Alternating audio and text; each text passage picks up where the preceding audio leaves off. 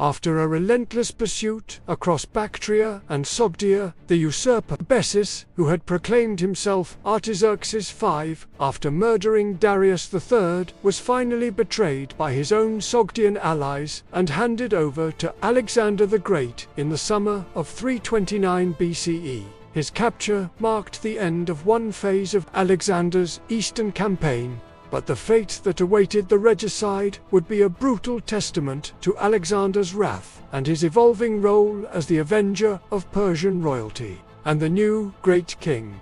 The capture of Bessus, the self-styled Artaxerxes V, in the summer of 329 BCE was the culmination of Alexander's arduous campaign across the Hindu Kush and the Oxus River. Bessus, having fled into Sogdia after his scorched earth retreat through Bactria, had hoped to rally local Sogdian nobles and Scythian tribes to continue the fight against the Macedonian invader. His authority, however, was already shattered. His act of regicide against Darius III had alienated many, and his inability to halt Alexander's relentless advance had demonstrated his military impotence. As Alexander pushed deeper into Sogdia, following Bessus's trail, the Sogdian nobles who had initially supported Bessus, or at least tolerated his presence, began to see him as a liability. Chief among these were Spitamenes and Datafernes. They likely recognized that Alexander's victory was inevitable, and that continued association with the doomed usurper would only bring Macedonian retribution upon their own lands. In a pragmatic act of self-preservation, they decided to betray Bessus and deliver him to Alexander, hoping to win favor and perhaps secure a degree of autonomy for Sogdia under Macedonian rule. They sent envoys to Alexander, who was then encamped near the Oxus, or had recently crossed it, informing him that they had Bessus in their power and awaited his instructions. Alexander dispatched Ptolemy, son of Lagus, one of his most trusted generals and a close childhood friend, with a significant force of cavalry and light infantry to apprehend the prisoner.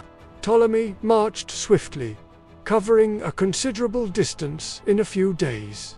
He found Bessus either abandoned by his erstwhile allies in a small, fortified village, or directly handed over by Spitamenes and Datafernes.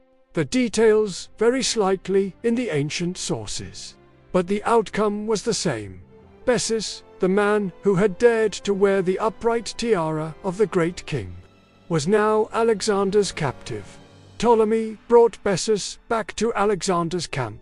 The captured usurper was presented to Alexander in a deliberately humiliating fashion, naked, bound in chains, and with a heavy wooden yoke or collar around his neck, like a common criminal or a runaway slave. Alexander, seated on his throne, confronted the man who had murdered his royal predecessor. According to Arrian, Alexander sternly questioned Bessus, asking him why he had betrayed and murdered Darius, his kinsman, benefactor, and king, and why, after such a heinous crime, he had presumed to call himself king. Bessus's reply, if any coherent one was offered, is not recorded as particularly compelling. He may have attempted to justify his actions by claiming Darius was unfit to rule, or that he was acting for the good of the empire. Alexander, unmoved by any excuses, publicly denounced Bessus as a traitor and a regicide. He ordered Bessus to be scourged, a brutal flogging, in the presence of the army. This was the initial punishment, but Bessus's final fate was to be more severe and deliberately exemplary. Alexander intended to make it clear that treachery against a king, even a defeated enemy king whom Alexander himself had sought to overthrow, would not go unpunished under his new world order. By positioning himself as Darius's avenger, Alexander was also subtly reinforcing his own legitimacy as the rightful successor to the Achaemenid throne, one who upheld the sanctity of kingship. After the scourging, Bessus was kept as a prisoner.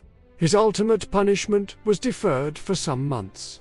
Alexander was still occupied with the difficult task of pacifying Sogdia and dealing with new threats, particularly the emerging revolt led by Spitamenes, who, despite having helped betray Bessus, soon became Alexander's most formidable opponent in Central Asia. The final judgment and execution of Bessus took place later, possibly in the autumn of 329 BCE or even early 328 BCE. Accounts of his death vary in their gruesome details, reflecting Alexander's determination to make a terrifying example.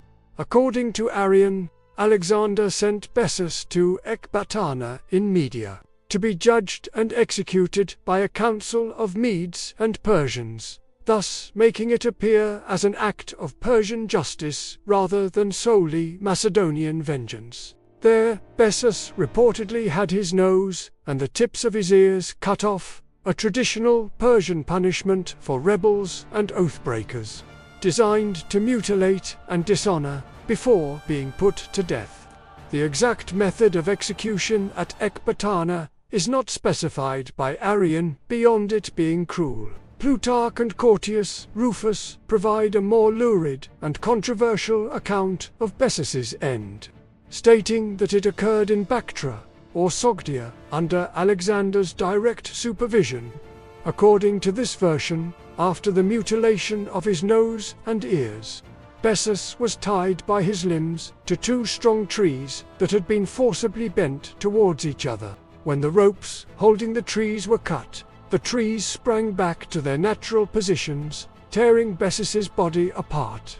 This particularly horrific method of execution by dismemberment, while vividly described, is questioned by some modern historians due to its extreme barbarity and its absence in Arrian's more sober account. However, it reflects the kind of exemplary cruelty that ancient writers sometimes attributed to Alexander in his moments of extreme anger or calculated deterrence. Regardless of the precise method, Bessus's fate was a brutal one. His execution served several purposes for Alexander. It fulfilled his vow to avenge Darius's murder, thus appealing to Persian sensibilities regarding loyalty and the sanctity of kingship. It eliminated a rival claimant to the Persian throne, however weak his claim. And, most importantly, it served as a chilling warning to any other satraps or local chieftains in the vast eastern territories who might contemplate rebellion or treachery against Alexander's new rule. The capture and subsequent execution of Bessus marked the end of the direct Achaemenid challenge to Alexander's supremacy. However, it did not bring peace to the eastern city. The fierce resistance of the Sogdians and Scythians, under new and more capable leaders like Spitamenes, would embroil Alexander in several more years of difficult and bloody guerrilla warfare, testing his army and his own resilience to the utmost. The ghost of Darius had been laid to rest, but the conquest of his empire's furthest reaches was far from complete.